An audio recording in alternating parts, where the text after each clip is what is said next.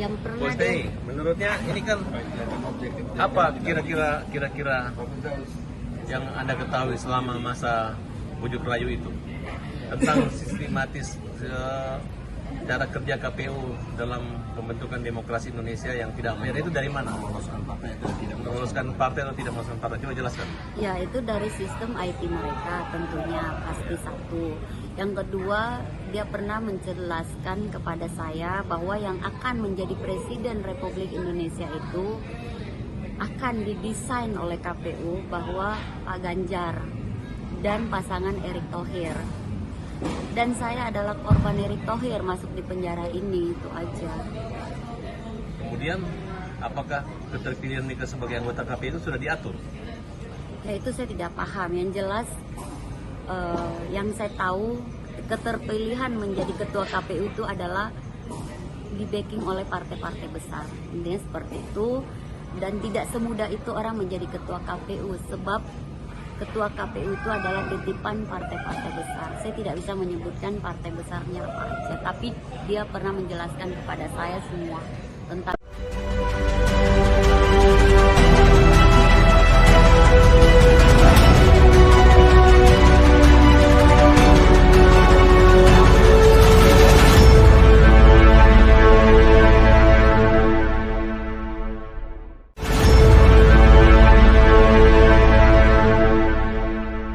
Assalamualaikum warahmatullahi wabarakatuh. Kembali berjumpa dengan saya Suno Arif dari Forum News Network. Ketua Komisi Pemilihan Umum Hasyim Asyari tengah menghadapi tuntutan hukum yang sangat serius. Dia dilaporkan oleh Ketua Umum Partai Republik I Hasnaini Muin ke Dewan Kehormatan Penyelenggara Pemilu atau DKPP dengan dugaan pelecehan seksual. Laporan tersebut sudah disampaikan ke DKPP oleh Farhad Abbas yang ditunjuk oleh Hasnaini sebagai pengacaranya. Selain ke DKPP, Farhad mengaku juga akan melaporkan Hasyim Asyari ke polisi pekan depan. Ketua DKPP Hedi Lugito mengaku sudah menerima laporan tersebut dan sedang melakukan verifikasi administrasi. Ketua KPU Hasyim Asyari kepada media mengaku telah mengetahui pelaporan dirinya ke DKPP. Kami mengikuti pelaporan ke DKPP tersebut, ujarnya singkat. Farhad itu sebelumnya mengaku telah melengkapi bukti pelaporannya. Bukti yang dibawa adalah pengakuan testimoni, kemudian dalam bentuk rekaman video, bukti-bukti komunikasi WhatsApp, dan foto-foto pembelian sebuah tiket ke Yogyakarta, kemudian foto-foto kebersamaan. Itu ujar Farhad. Saya tidak ingin membahas soal isu pelecehan seksualnya. Biarlah DKPP, Dewan Kehormatan Penyelenggara Pemilu, dan polisi yang menindaklanjuti laporan tersebut, dan apakah Hasnaini ini bisa membuktikannya. Saya justru lebih tertarik dengan testimoni Hasnaini bahwa dia dapat bocoran dari Hasyim Asyari, KPU itu telah mendesain bahwa pemenang Pilpres pada 2024 nantinya itu adalah pasangan Ganjar Pranowo dengan Erick Thohir. Artinya sebagai calon presiden, Ganjar Pranowo itu akan dipasangkan dengan Erick Thohir sebagai calon wakil presidennya. Testimoni itu dibuat ketika Hasnaini diwawancarai oleh Farhad Abbas dan Ahmad Yani, ini Ketua Umum Partai Masyumi, yang sama-sama bersama Farhad juga menggugat KPU, itu menjadi lawyer dari Hasnaini. Assalamualaikum, hari ini saya Ketua Umum Partai Pandai bersama dengan Ketua Umum Partai Masyumi, Pak Ahmad Yani. Halo Bang, hadir juga dari Sekjen Partai Perkasa. Hari ini kita akan membuat testimoni pengakuan sebagai korban daripada pelecehan seksual dan upaya pemerkosaan atau mungkin sudah terjadi, yaitu dari Hasnaini, di mana pelaku utamanya adalah, kita sebut saja HA, Ketua KPU RI. Bagaimana Bu Hasnaini? Apa kabar? Didampingi Pak Iksan? Ya. Agak maju dikit Bu.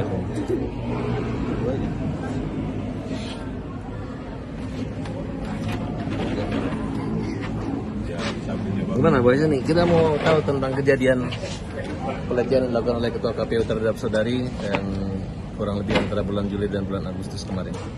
September. Ya, saya tidak bisa berkata dengan apa-apa dan saya tidak bisa mengucapkan apapun. Ya, kita akan buktikan saja nanti dengan fakta-fakta yang ada dan bukti chattingan saya antara bapaknya. Iming-iming untuk meloloskan partai itu ada? Atau untuk membesarkan partai bersama? Sangat.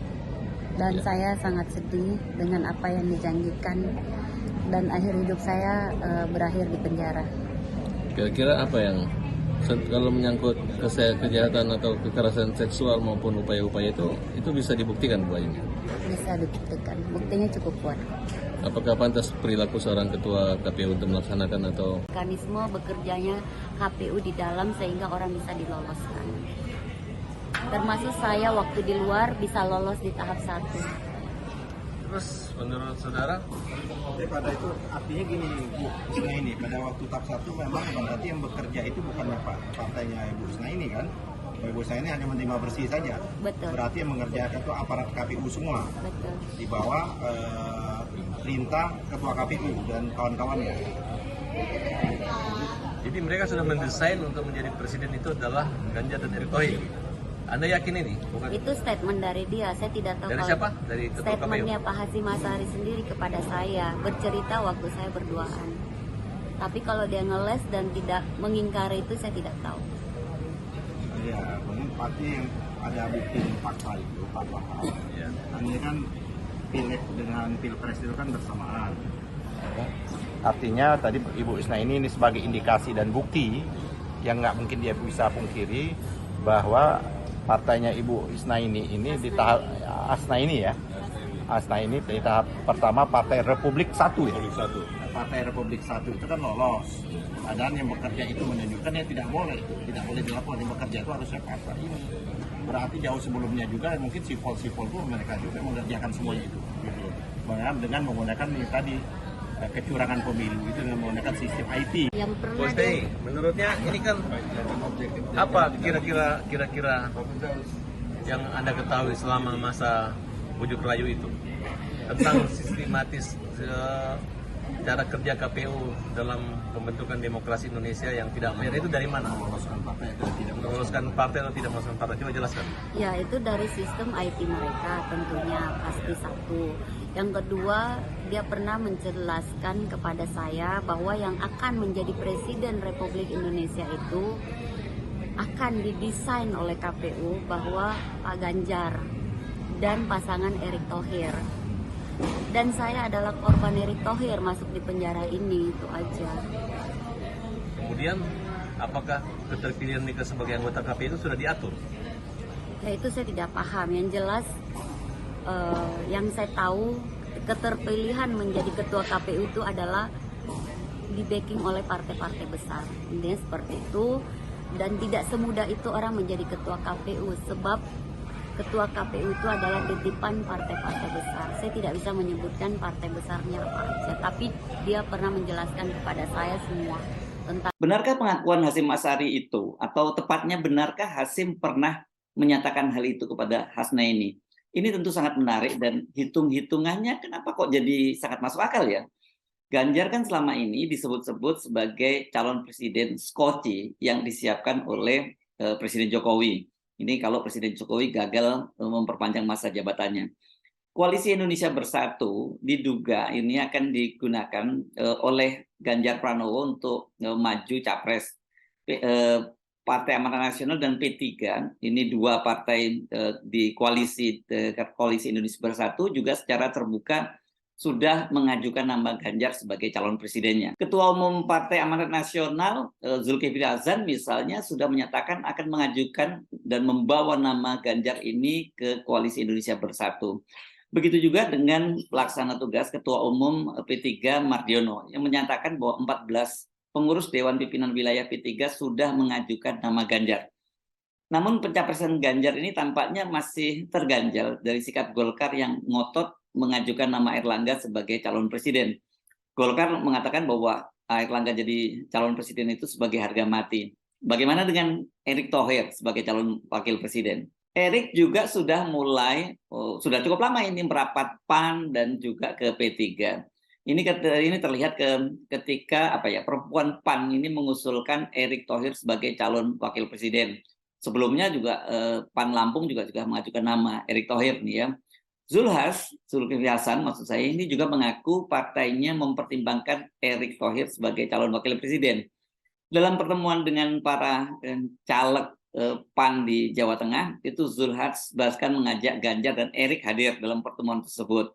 Dan kedua-duanya itu, terutama Ganjar ya, dielulukan oleh kader PAN sebagai calon presiden. Kebanggaanku, ku yakin pemilu nanti pasti menang. Selamat datang untuk saudaraku.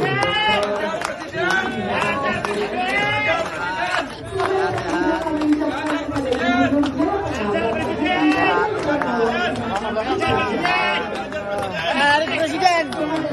Erik Presiden.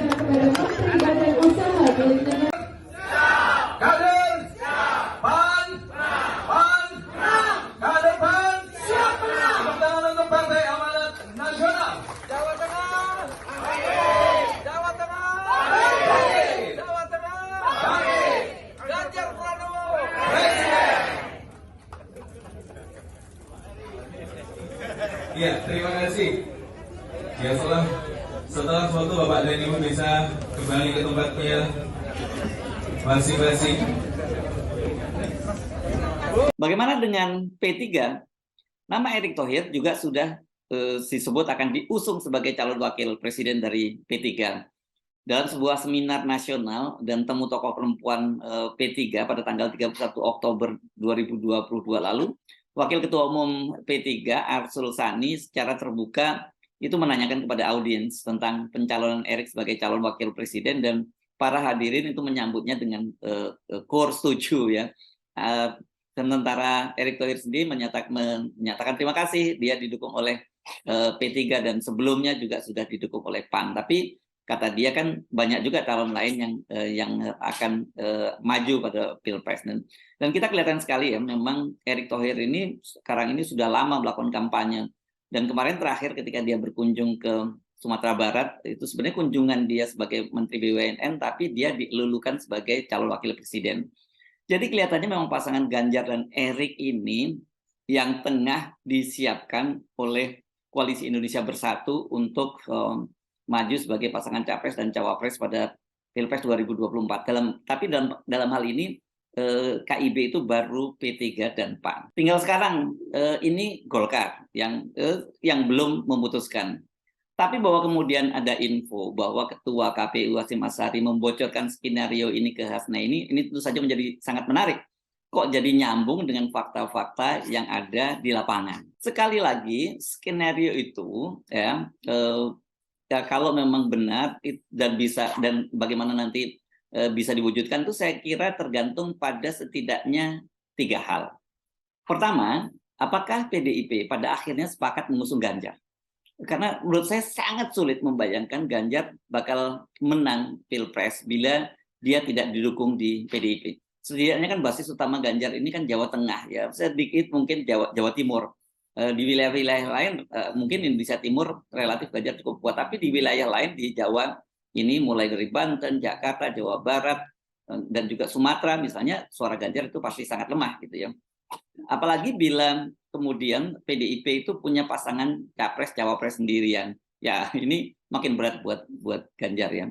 Yang kedua, apakah Anies itu jadi mendapat tiket atau tidak pada Pilpres 2024 dan dia berpasangan dengan siapa? Kenapa kita pertanyakan ini? Karena dalam laporan Koran Tempo terbaru kan disebutkan bahwa Firly Bahuri kembali berusaha untuk menjadikan Anies Baswedan sebagai tersangka. Nah, ini kalau bila Anies dapat tiket dan PDIP juga punya capres sendiri, saya kira sulit ya buat Ganjar untuk menang gitu ya. Kecuali jika memang karena sudah didesain, maka segala macam cara dan kecurangan itu bisa dilaksanakan secara masif, dan itu akan didukung oleh instrumen negara termasuk dalam hal ini KPU. Ketiga, saya kira ini yang paling penting. Pemilu itu tidak ditunda dan Jokowi itu memperpanjang kekuasaannya. Kalau itu terjadi, pemilu ditunda dan kemudian Jokowi memperpanjang kekuasaannya, ya berarti skenario menjadikan Ganjar dan Erick Thohir sebagai calon jadi presiden dan wakil presiden pada Pilpres 2024 nanti tidak akan terlaksana.